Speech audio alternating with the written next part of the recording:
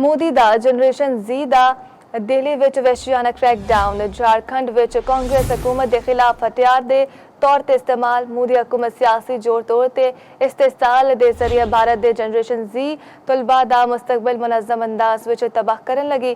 दिल्ली विच पुरअमन एहतजाज में वहशियाना ताकत, लाठीचार्ज, गिरफ्तारियां ते धमकियां के जरिए कुचलिया गया। इंसाफ का मुतालबा करने वाली नौजवान आवाज़ों को निशाना बना दिता गया।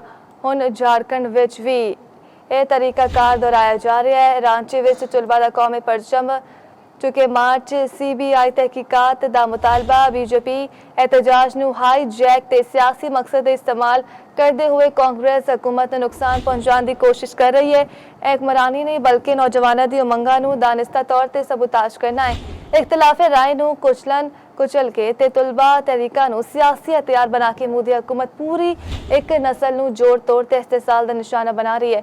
मोदी हुकूमत चाहती है मुस्तकबिल तरक्की ते इंसाफ के बजाय खौफ, तकसीम ते सियासी कंट्रोल की जंजीरां विच जकड़िया रहे।